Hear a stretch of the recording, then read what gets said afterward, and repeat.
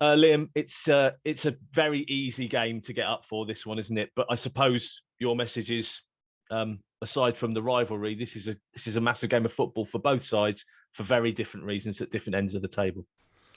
Yeah, definitely. I think look, it's another game where we don't prepare any different. We don't go into the game with any difference in terms of approach, attitude, mentality. I think that's the biggest thing.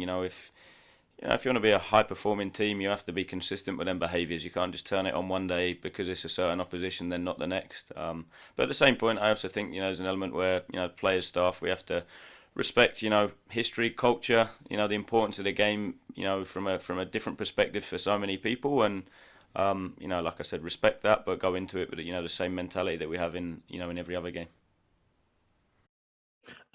This will be your first visit to their place. What are you expecting? Uh, I'm going in with quite an open mindset, to be totally honest. I've spoken to some of the staff here, and spoken with Skip around it and the experience of it, just to kind of get a feeling and understanding. But at the same point, I also like to go in and kind of assess it and see how it is when I'm there, and not go in with any preconceived ideas of what it's going to be like. I think that's the biggest thing. I think you have to sometimes sort of live in the moment and feel it. So yeah, that going into it with like the same approach that I always do. I think that consistency is really important for me in terms of my routine, my prep, as it is for the players. So like I said, we've had discussions around it, but at the same point, I also think you have to go into it and kind of gauge it and feel it while you're there. Of course, you take this as a game of football, but the feeling from the fans and the feeling from people outside of the team, the squad, and you, some of that will naturally filter through, and the emotion will filter through. I suppose a certain amount of that's quite helpful for the players to know how important this game is for the fans, on top of how important the game is for the points. Yeah, like I said, you have to definitely respect that the history, and also understand that it might be a bigger game for our fans. So I think what we then have to do is go into it like we have done, with the right attitude, the right mentality, the right desire to compete, the right desire to impose our style on the game, to then hopefully get the outcome that we want, which will ultimately make the fans happy. So I think when you look at the journey the team's been on this season, we've kind of had that approach, and I think if you focus on the performance, that will allow you to get the result that will ultimately make the fans happy. So it'll be the same thing going into the game tomorrow. Like I said, they've been outstanding on the road so far this season, and like I've said before, going away to AFC tomorrow should and hopefully they'll get behind us like they have done all season. We'll give the lads a lift. I've spoken around momentum in games, and Cambridge away being one of the recent ones that springs to mind, of that constant noise, that constant support, that singing the players' names. It does give them a lift. It does give them a boost. It does allow us to flip momentum, back in our favour at times when they do get behind us. So yeah, I'm looking forward to the game. Like I said, we've done well on the road, and the fans have been great on the road. So that with the added bit on the game, I think it makes an exciting one. And you mentioned Dean Lewington. How useful must it be to have somebody like Dean, with his experiences of these games previously, his experiences of the vitriol from the opposition, and the aggression towards him and the team? How useful is that to have in the changing room with maybe players who have experienced once or not at all? Yeah, I mean, definitely. Obviously, this game as well. I've tapped into him, and we've asked him questions in the group, so some of the players kind of can prep a little bit. But I don't want it to be a distraction. I think the second the whistle starts, it becomes around who mentally is in the best spot and can perform, who's physically, and then who quality wise is able to impose himself on the game. So I think we've spoken to Skip about it. I've used him all year. His knowledge of the league, his knowledge of players, his knowledge of oppositions, and the experiences he's had. It's not just the game tomorrow. I've used him constantly, which he's been massive for me, the staff, and the group, which is why he's not just that he's in the team, but also his individual playing level's been so high. So I've tapped into him, we've used him, and we'll continue to use him because he's such an asset to us. Very often, me and Toby will talk about the player that we interview. I'm not today. I'm not going to talk about Josh McKechnie because we've probably said everything that there is to say about Josh. Maybe some more things at the end of the season, but um, I watched for about 5 or 10 minutes and tried to. I was doing commentary, but I tried to stay and watch everything that Kane Kesler-Hayden did on Tuesday night, and it's really interesting watching a young player that's got no fear, that's got complete trust and faith in his own ability. He wants to take everyone on. He wants to do everything on the pitch, but actually he's got quite a lot of qualities. Very very exciting prospect, isn't he?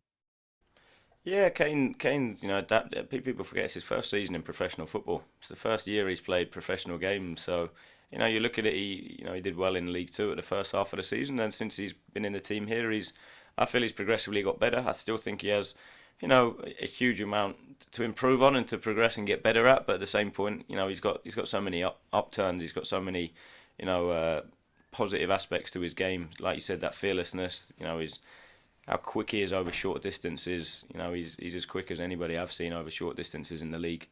He's like you said, his desire to run forward, his energy, the second goal against Shrewsbury springs to mind around how he intercepts it, and obviously we counter from that to then go and score. So he's got so many positive attributes. I think, like I said, I can't help but not go. There's still so many things to work out. Given his level and where he's can get to. It's now, part of him and part of us is turning that potential into performance. And again, I think there's lots of things for him to clean up on, which we speak to about. He's driven, he wants to learn, and I think that's important to stress. He's such a good character, so he will learn, he will improve, and he will get better. But he's done well, as have obviously many other guys. I sense, Liam, and have sensed over the last year or the time that you've been with the club that, of course, results are important. Of course, winning football matches are important, but you get a massive kick from seeing players develop, don't you? You get a massive kick from that, and you just want them to get better and better.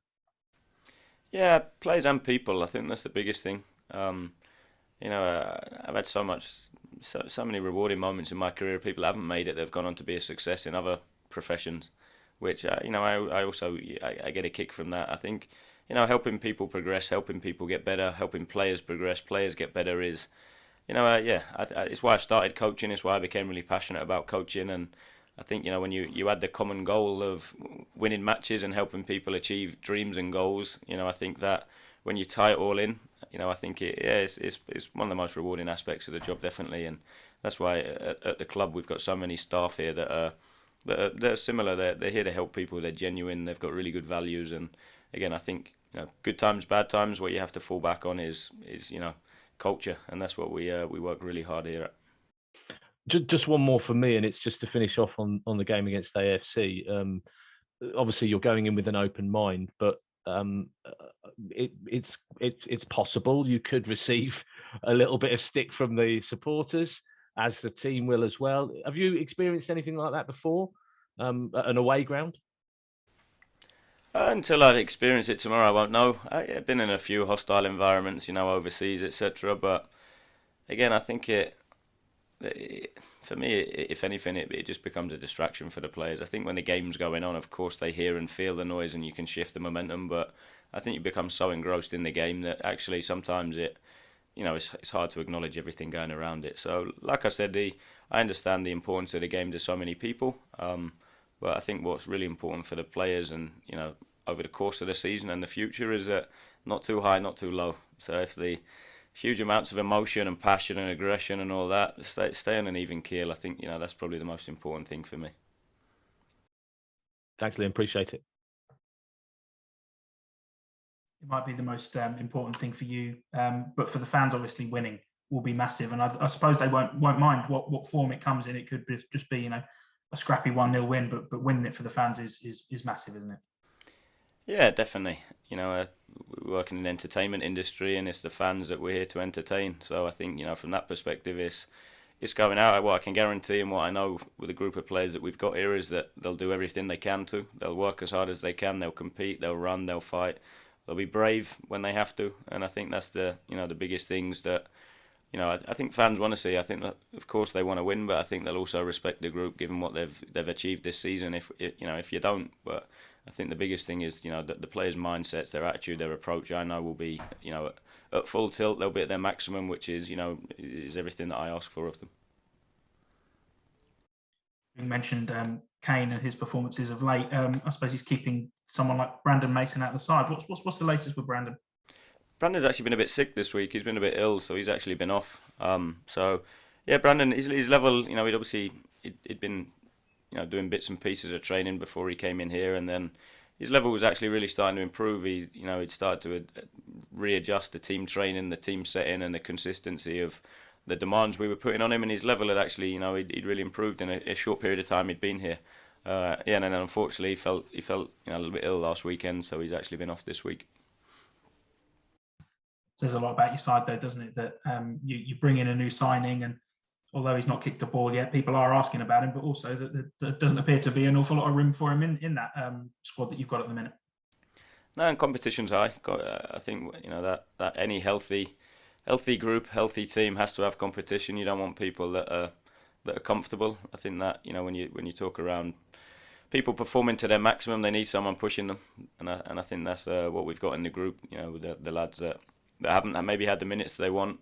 Their level's still so high, their attitudes are so good, and that's massive. I think if what they have to make sure is when people step in, they're ready, and when people are in, that they do everything they can to keep their spot. So yeah, we're I wouldn't say we're fortunate, because I think it's calculated and we work hard at it every day. But we've got a group here that are really together, all in, and pulling in the same direction, which is hugely important.